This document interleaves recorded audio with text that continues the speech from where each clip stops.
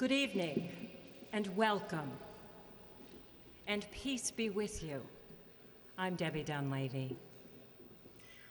Although Interdependence Day falls on September 12th, we observe it today and tonight. On this day, when we face the fragility and the ferocity in our own hearts, September 11th, singular in its poignancy, sacred, kaleidoscope images seared onto our psyches and our souls, the swooning plains, the cascading carnage, the ache, the silent wail from some ancient place deep within us,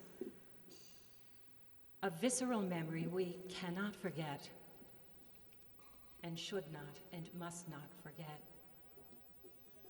I go there in my imagination. It is dark and it is not comfortable,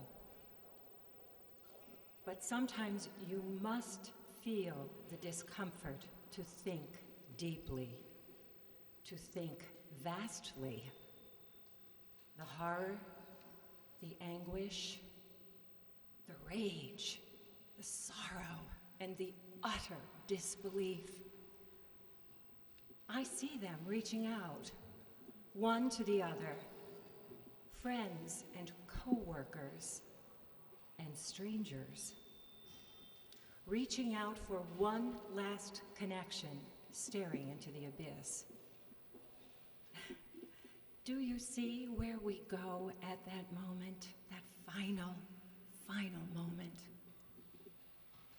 When money and big homes and fancy clothes and jewelry and the perfect figure and country club memberships and private planes and yachts don't matter. Don't you see where we go at that moment? Reaching for another hand, stretching for the human touch, even if it is someone we do not know, even if it is someone we do not know, we reach. That is the essential truth of who we are. That need to connect, to embrace one to another. Interdependence. And that is what some found rising up through the dusty sun shafts and the human ashes of this cataclysm that was September 11th. An epiphany, an illumination, a strange, even begrudging sense of the connectedness of it all. Us and them. And even as we might want to know it not, and know them not, a surprising, unexpected awareness of the ties that bind all of us. Interdependence. One cannot pluck a flower without troubling a star. If only we could know this, if only we could live this every day, if only we could reach out in humility to touch, to connect to our family, our friends, our co-workers, and even to people we do not know, even to people we do not know. Alfred Lord Tennyson writes in Ulysses, "I am a part of all that I have met, yet experience is an arch wherethrough gleams that untraveled world, whose margin fades forever and forever when I move." Do the margins of your world fade forever and forever when you move? Are you open to the universe? Can you reach out to people you do not know?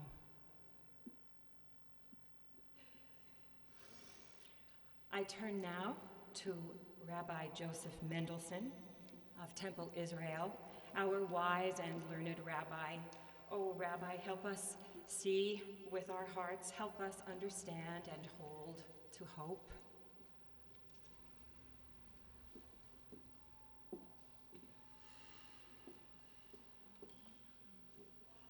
That's a daunting task to be handed.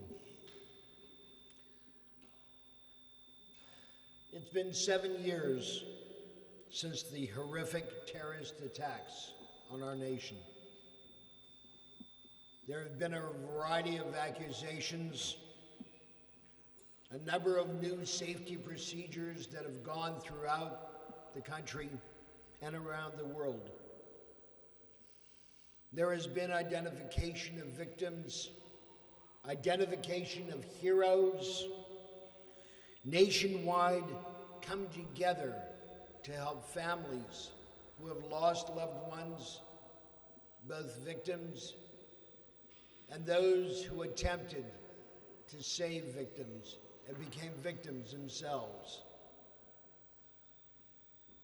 There are programs, organizations, and individuals who come together to attempt to heal their wounds.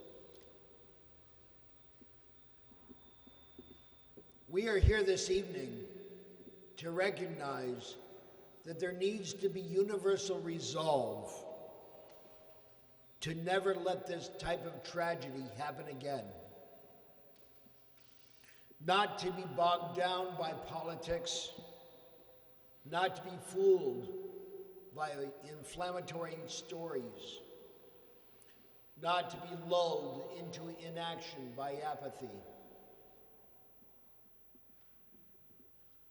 You know, I was asked to give reflections rather than an invocation, but it's very difficult to stand here and try and answer the question, how could God have allowed to let this happen? And of course, this question has been asked throughout the years of our lives as different tragedies have occurred throughout the world. After all of humanity is in God's image. Not one group over another, not one individual better than another, but all of us created in God's image. There is a story told in the Talmud, early rabbinic literature, that when a king makes coins, he uses a mold, and the metal is poured into the mold, and every coin comes out exactly the same. But when the King of the Kings, God, the ruler of all, makes us, we are also made in that mold. Everyone equal in quality, everyone in God's image, a spark of the divine in each of us, yet each of us is unique. So how could God allow this to happen? And the answer that I found more than any is that God cried and was horrified along with the rest of us. And God provided individuals who would step forward and try and help individuals. And God would find individuals to come together to understand the tragedy and to make sure it never happened again. This is how God works. We must know that financially, politically, technologically, we are one world, one global community, interrelated, interconnected, intertwined. God has given us wisdom, strength, and fortitude. We have to use those three to see what is in the world today that is wrong and correct the wrongs. To commit ourselves to renewal in the wake of tragedy to become one community, enjoying the sacred pursuits of life: liberty, peace, justice, joy, and healing. With God's help, let us reach this goal.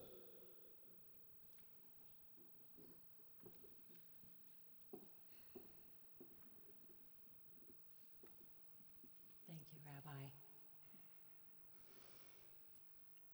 This remarkable woman has endured many an introduction over the years, as she is so often at the genesis of meaningful happenings in our community. We all know of Sandra Meyer's keen intellect and insight. We all know of her academic credentials. We know of Sandra's laser purpose to make a difference for the better, here in this very spot, a difference that might ripple out into the ether, to illuminate the interconnectedness of life, this interdependence that we celebrate tonight is not only Sandra Meyer's mission, it is her prayer. Sandra. Thank you.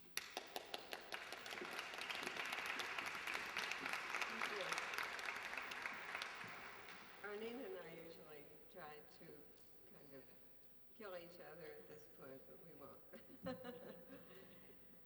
According to Plan A, it was at this moment that I would have been introducing my treasured colleague, Shashi Tharoor. As we all know, it's a good idea to have a Plan B. As you will learn in a few minutes when I read a message to you from Shashi, he had to be somewhere else today at a meeting in Europe, and notwithstanding the wonders of technology, could not be here at the same time. But I will steal a bit of the time allotted to Shashi Tharoor to thank all of you in our community for making Interdependence Day an important occasion and for continuing in any number of creative ways to integrate the culture of interdependence into our community's institutions. We have created a number of models that can be used in other places, and some of them are already being used. I'm proud to say that both in Nepal and Kenya today, there are Interdependence Day celebrations modeled after ours. It is my dream, and as we know from the sage words of Shirin Habadi, many of humanity's accomplishments begin as dreams, that Interdependence Day and the spirit and culture of interdependence will be our legacy to our children and grandchildren. Let's aim at that. It is our task, our way of choosing a future of promise. And now to the letter of Shashi Tharoor, distinguished author and former Undersecretary General for Public Information at the United Nations, and a real global citizen. He says, expressing his regrets, here are a few words that I would ask you to share with the audience.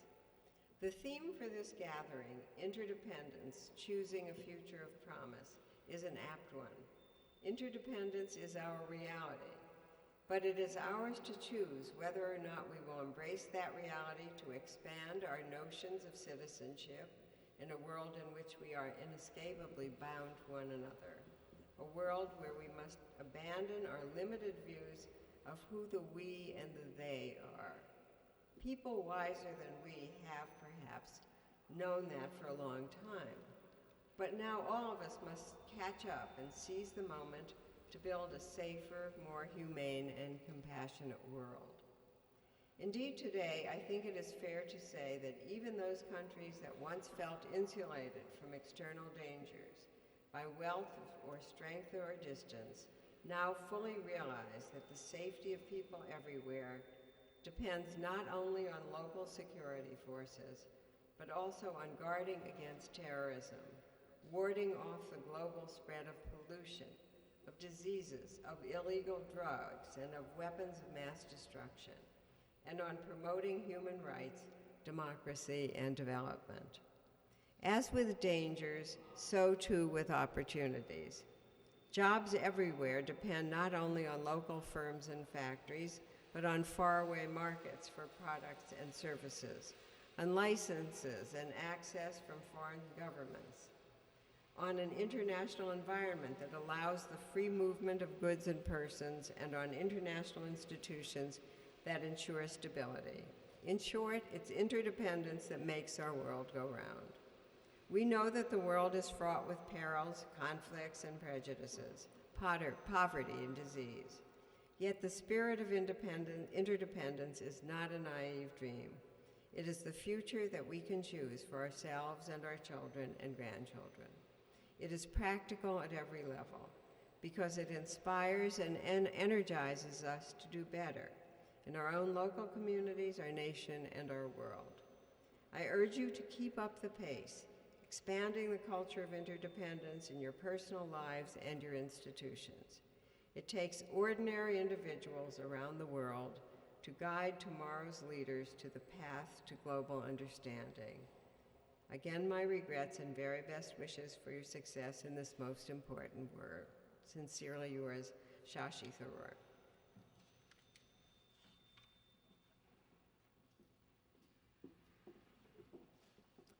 Sandra, thank you. We have with us this evening Sister Jane Wakahui of Kenya, who is with the Little Sisters of St. Francis. Sister St. Francis' prayer is my favorite prayer. Lord, make me an instrument of thy peace. We're so pleased that you are with us tonight. Sister Jane will speak to us tonight of interdependence and African view. Sister?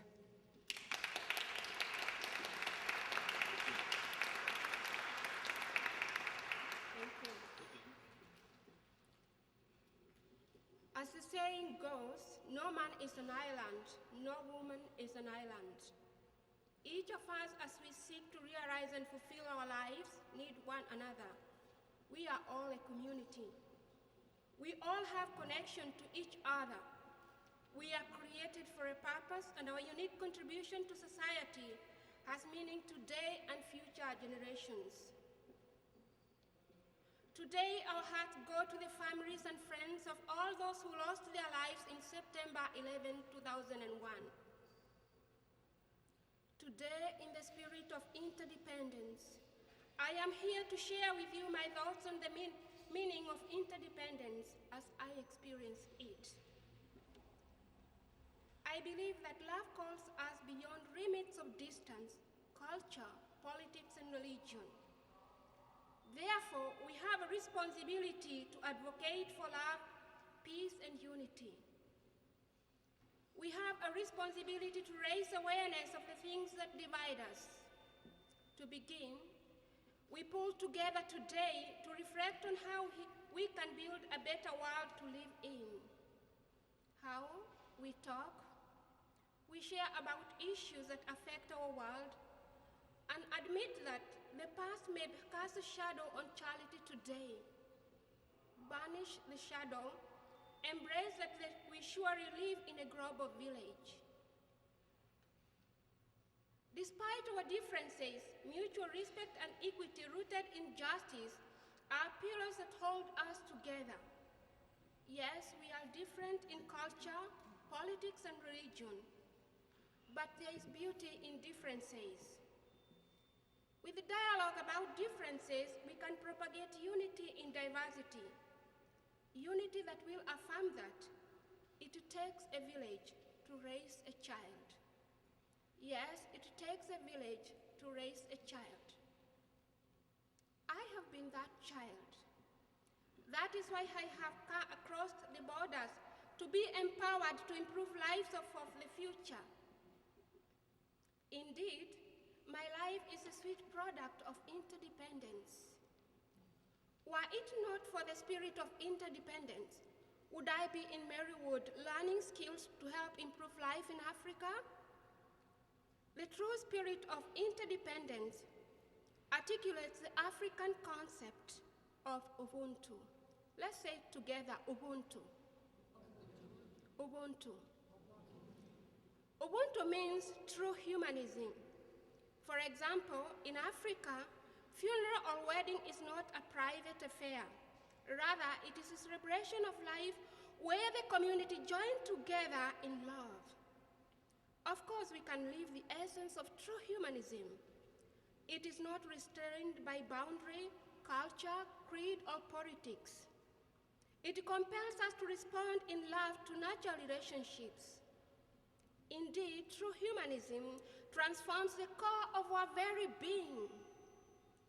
Certainly, we have a duty not only to live for ourselves, but also to mind the community, laying the foundation for a better future for all. More than ever today, we face the challenges of enduring global justice and peace, eroding poverty and disease, providing education for all, and health, and responding to natural disasters. To prevail upon these difficulties, the spirit of interdependence invites us to a greater awareness for collaboration and partnership that propagate human charity. I believe the spirit of global interdependence calls us to empower members of the global community to engage in becoming more accountable, to advocate for respect, for justice, for education of all, to end poverty, to provide health for all, to dialogue with culture and build social welfare. Each of us can make a difference by opening our eyes to issues that pull others down, opening our eyes to search for solutions, opening our eyes and together creating solutions. We have the power. We have power to serve our community and the globe. I acknowledge with gratitude the efforts that people of northeastern Pennsylvania have made to strengthen global interdependence. The colleges and universities, for example, help students develop the vision of a future with hope and unity. They train students to become responsible citizens for progress. They advocate interdependence for development. For example, Marywood University has established a program to educate religious women in 5 developing African nations. Truly, this is a way to reach out to break barriers, a way to reach out and empower others to transform their own lives for development and better future. Yes, not dependence, but interdependence. I thank you all for being here to show solidarity with the community and with the world at large. Yes, it takes a village, a global village. Thank you.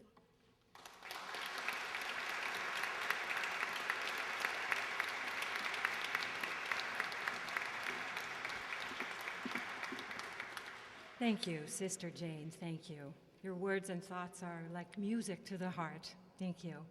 And that brings us, speaking of music in your heart, to Donald Thompson and the Diversified Children's Chorus, and we would like them to assemble, if they would please, in front of the podium. We will be graced by a selection. Hello, hello. Are you ready to sing?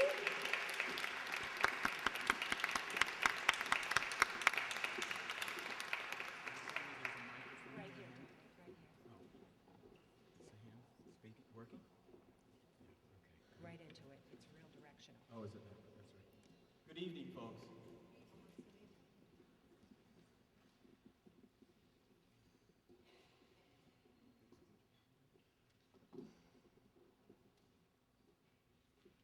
It was Edwin Markham who wrote, "He drew a circle that shut me out. Heretic, rebel, a thing to flout. But love and I had the wit to win. We drew a circle that took him in." And I think that's certainly applicable in almost every situation. It certainly is our celebration of interdependence.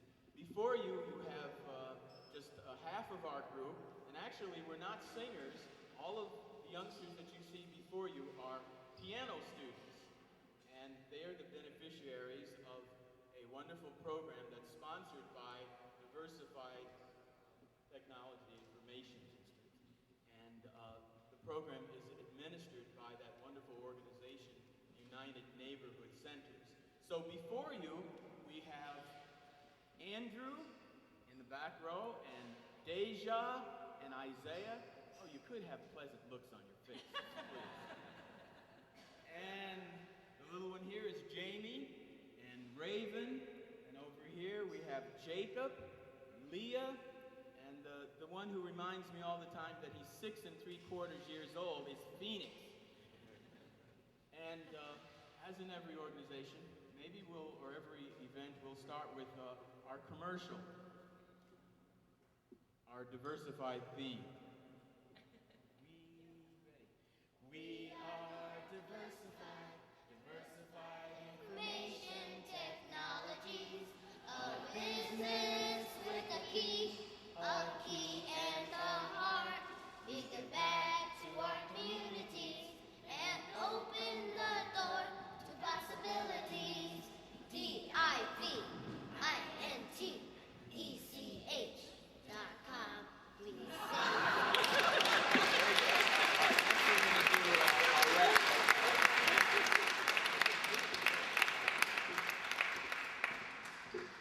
And I'm sure the powers that be at Diversified would be very happy with that reception that you gave to that. All of the students have been in the program for about 2 years, and we did an Interdependence Day program at Diversified last week, and in March, the youngsters had a piano recital. So the very next thing they're going to do is something from their generation, certainly not mine, a rap. And it's called a Rap for Art. Yes? Let's move it along quickly and loudly. All right? Ready. We're from all genres and we represent, depending on each other in every element. We speak from the heart, cause it's art, it's art, it's art. It doesn't matter which medium you choose, it's just that notice you never have to lose. It might be oil, it might be chalk, whatever it is, we need to talk. Diversity is needed to show us the path. It's simple and easy, you do the math. Whatever you do, whatever you say, remember it's art that shows us the way. Ooh, it's art.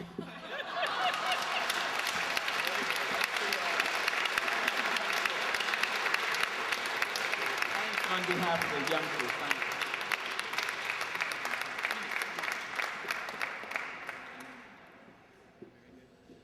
All right, this is our hymn to interdependence, and singing the verse, Raven and Deja and Phoenix. Let me.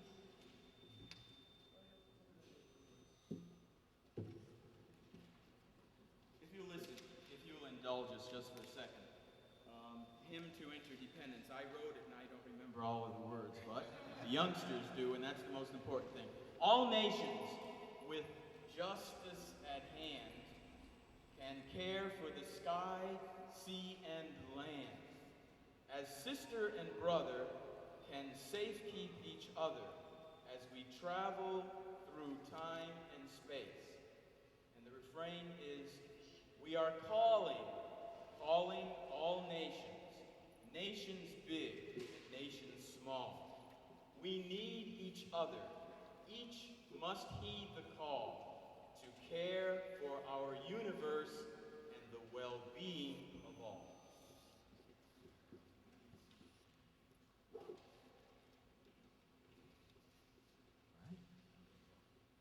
All nations with justice at hand can care for the sky, sea, and land. As sister and brother can safekeep each other as we travel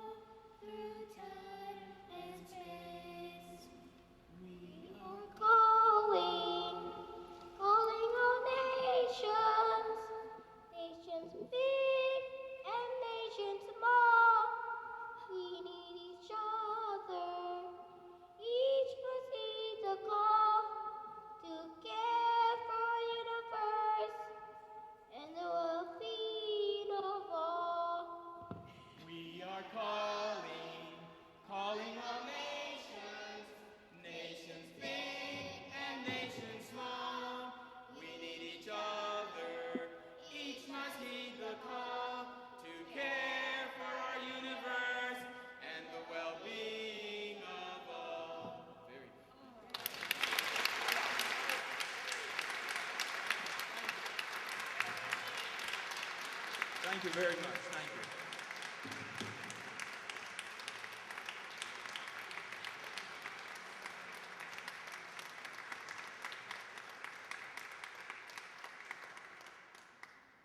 Thank you. That was really a treat. It says it all. I do have, before I turn to my next very pleasant task, I have a letter here from Senator Casey that I'd like to read to you. It's very short. Dear friends, I want to offer my warmest congratulations upon the 6th annual Interdependence Day celebration. Acknowledging global interdependence and the realities that emerge from such interdependence is crucial to creating a prosperous and peaceful world. This recognition speaks to the high regard in which your organization is held by its community and is a wonderful acknowledgement of the hard work, commitment, and leadership that members of the Interdependence Project have shown through the past 6 years. Please accept my congratulations and best wishes on this well-deserved honor.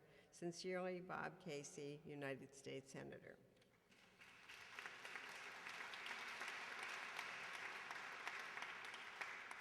And now I have the most important task of the evening, the honoring of our Interdependence Award 2008. So I would ask Ned Beam to please come up.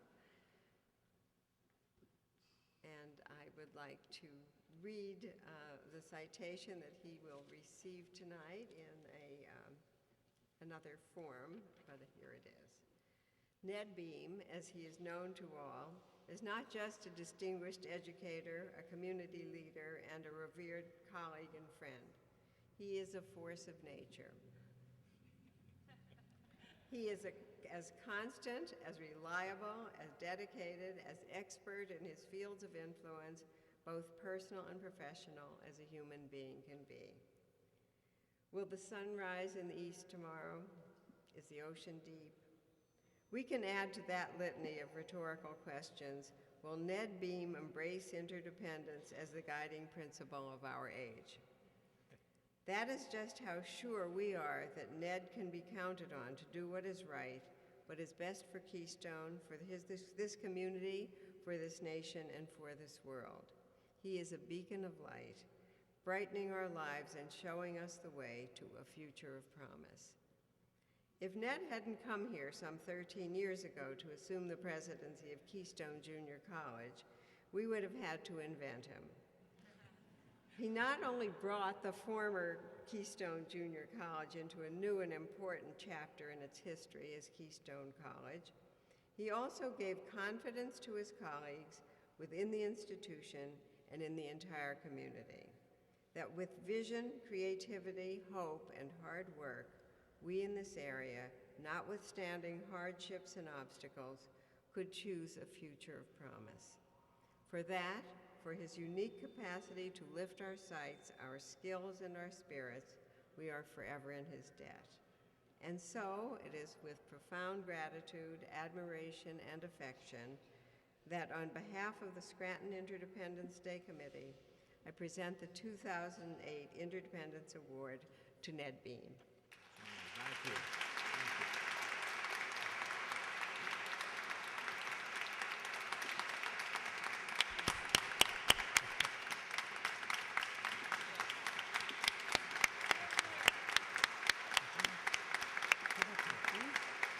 Come on, Regina.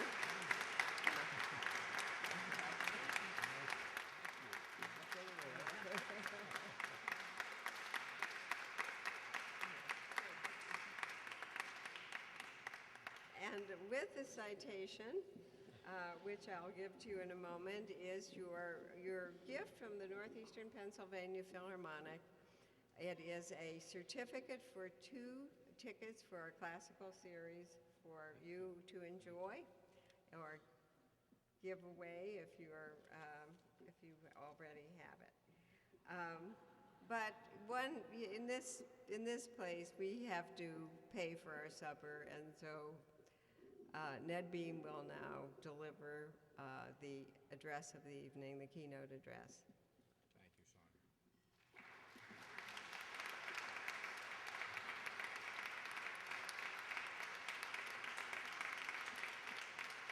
Sonia.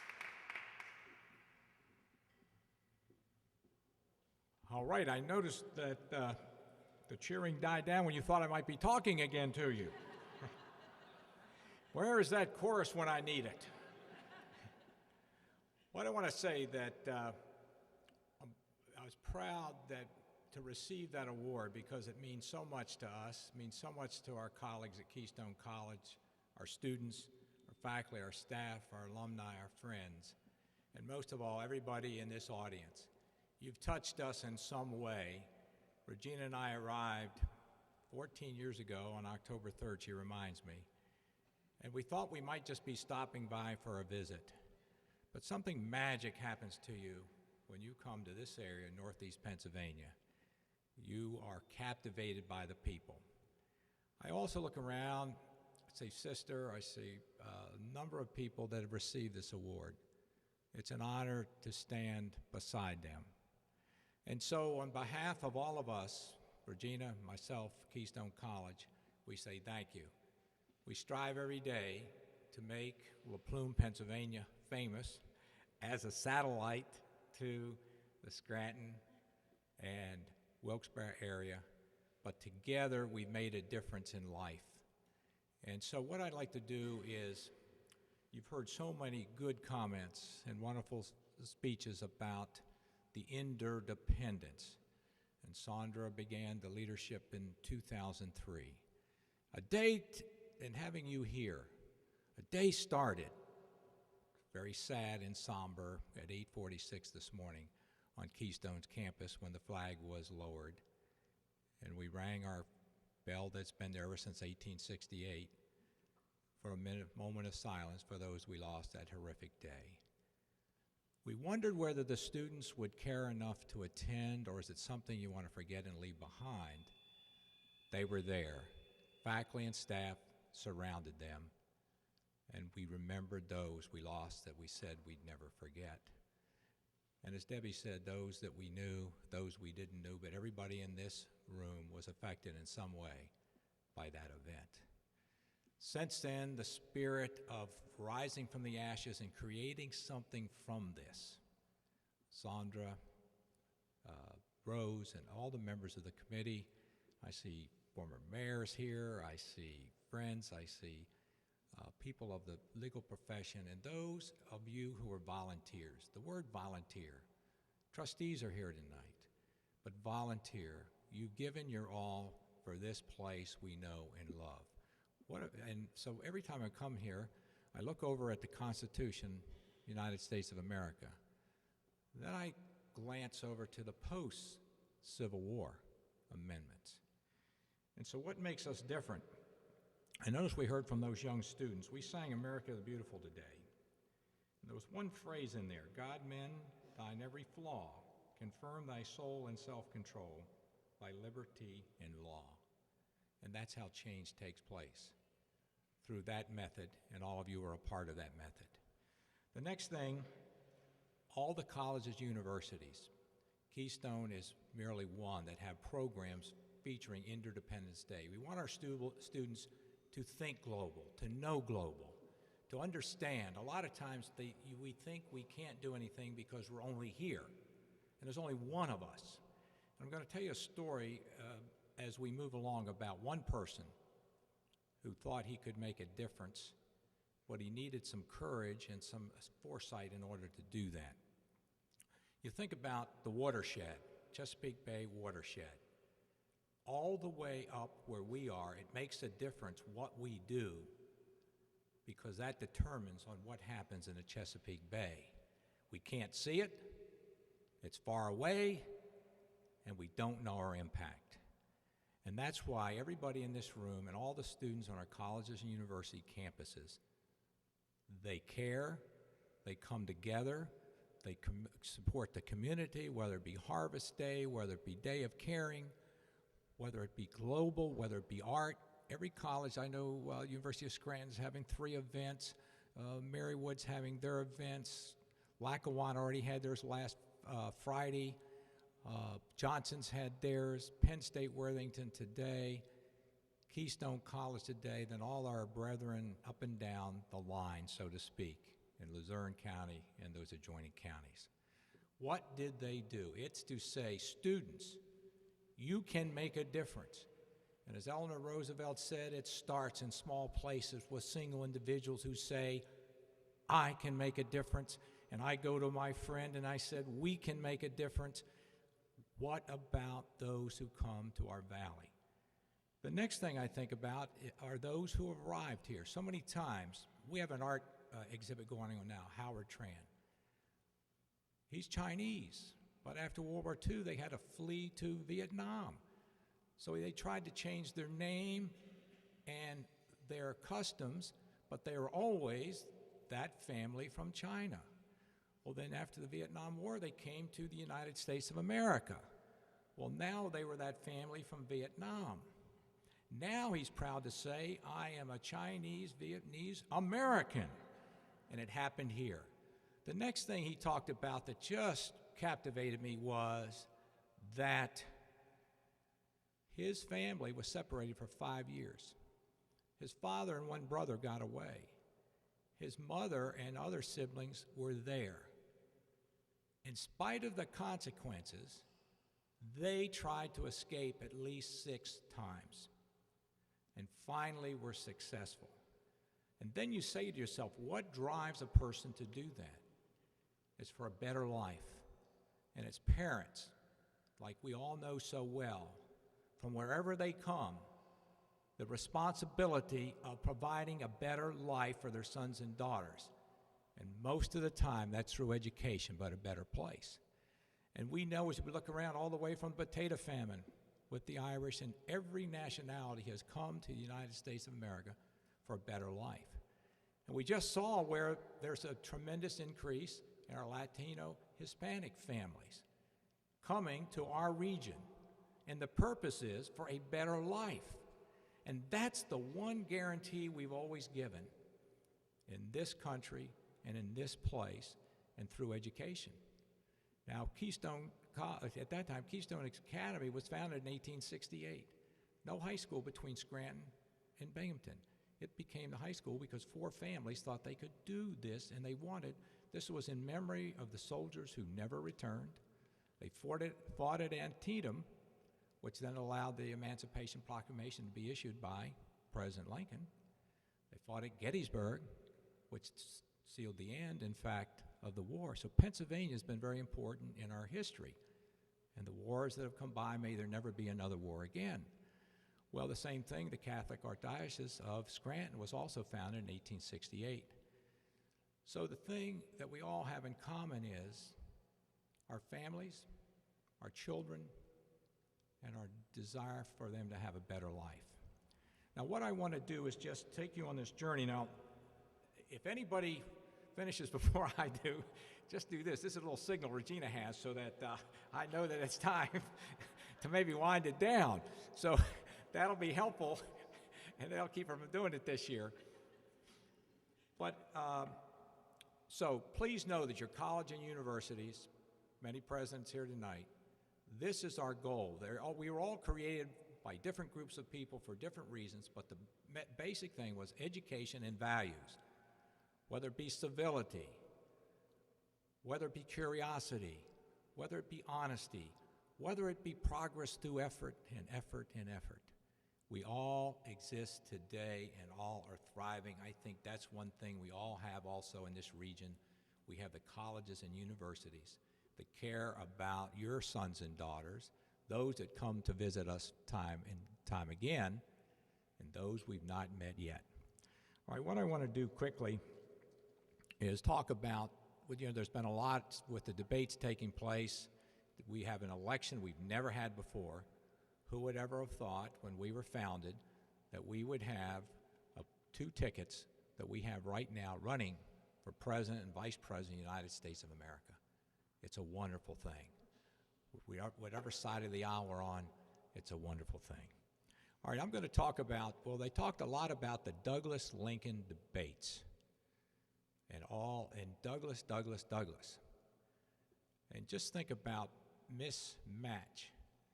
Douglas with that deep baritone voice coming into town with 6 white horses pulling a wagon, and this gawkly gentleman, suit dusty, tall, maybe taller. They said he was taller than his legs, and he was Abraham Lincoln. But he was so good and thorough, and after a trip he took down the Mississippi River to New Orleans, he saw a slave auction. He was so appalled, he told those people, I'll never come back again, but if I can do something to stop this, I'll do it in a minute. And then he was off. Back of his mind, he took Douglas on about that and made strong points at every measure. He didn't win, but he was known. Then he was elected. And then at 4:30 a.m. on the 12th of April, 1861, Beauregard didn't want to wait because that would have been conversation. Talking was over, and they fired on Fort Sumter and began and ended 4 years later, April, and it was Abraham Lincoln that was there for the end. All right, why I talk about this, when Lincoln was elected, and I look over there at all the changes that we've had since his election, Frederick Douglass, the other Douglass, the unknown Douglass, except the people who were there, had already been a former slave. He had worked and he was free. He was a publisher of the North Star. He was known. He had wealth. Also, at that time when Lincoln was 15, he knew his alphabet, had not written very much, but he loved to read, so it was insatiable that he would move on and be our president that would make a difference. What he had, though, was some heartfelt, unbelievable love and affection for mankind. However, he was so determined not to let the Union dissolve that became his main drive. And so Frederick Douglass criticized him severely for that. So Lincoln, as he did with his team of rivals, brought him to the White House, sat down and said, Mr. Douglass, I think you don't agree with the way I'm running this war. Mr. President, with all due respect, no. Lincoln liked that. They became friends, and he was the quiet advisor. Finally, Lincoln was ready to give up because he didn't think he could keep the border states and issue the proclamation. Douglass said, go ahead anyway, because if not, we've lost. So now you have soldiers fighting for protecting the Union, and now they're going to free other men and women so they have a life in this country. And it was Douglass who drove Lincoln to do this, and finally he did. We know the Battle of Antietam. Lee left the battlefield first. It was declared a Union victory, followed by Gettysburg, and then we had the true freedom of everyone created equal in this country. And the women's suffrage would soon happen in 1920, and we would all be one happy family. Why I say that is, Lincoln made a promise, but he couldn't keep his promise. He needed Frederick Douglass to help him keep his promise. And we all need someone in our lives to help us keep our promise for mankind, for interdependence, for global concern. And hopefully that will be your colleges and universities and your schools and your systems and your churches and your synagogues, that's where these type of things will happen. So that's our pledge to you as the colleges and universities in this region. We believe that we can make a difference. The people in this room believe we can make a difference. And together we will. And I think it ends up with malice toward none, charity to all. We can tie up our wounds.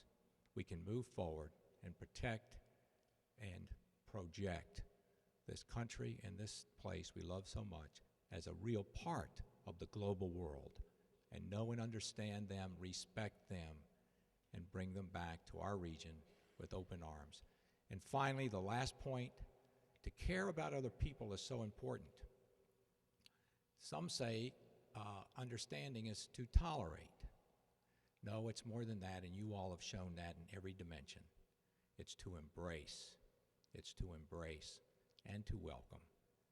And then together, we will really be an interdependent city, region, area, country, and our future is only positive going forward. Thank you very much.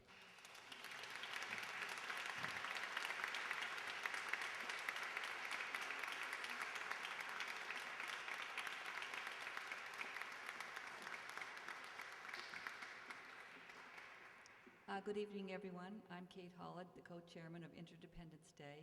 Just a few words of appreciation. There are many people and many individuals and organizations that are participating and help plan and are responsible for Interdependence Day. You'll find them all in your program. Please take a minute to read it. Also, go to our website, www.idayscranton.org, to find out more information about Interdependence Day. I'd also like to thank and appreciation Mary DeAndrea, Mary, from the Federal Courthouse and her support staff. And Roseanne Kolochowski and Fred, and for everyone for pulling this together tonight. They did a lot of work, they are pros, and it shows it very well. And finally, I do want to thank the energy, the light, and our future of promise for Interdependence Day, Sandra Myers, again.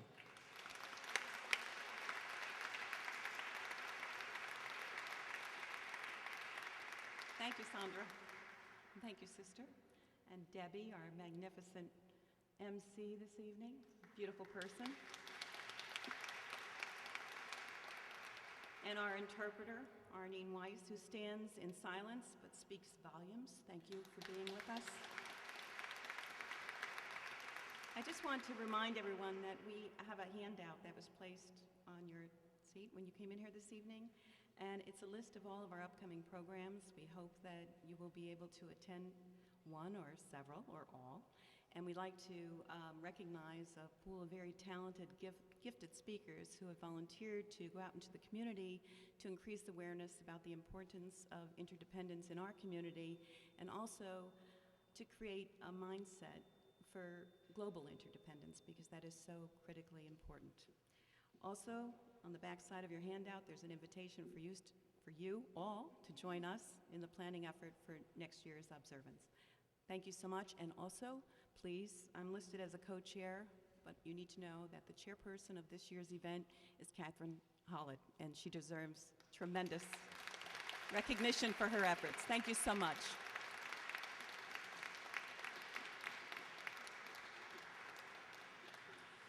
What a wonderful visit we have had on this anniversary of September 11th, the eve of Interdependence Day. Congratulations, Ned. You and Regina are truly beloved in our community. You are such beautiful spirits among us. We do love you.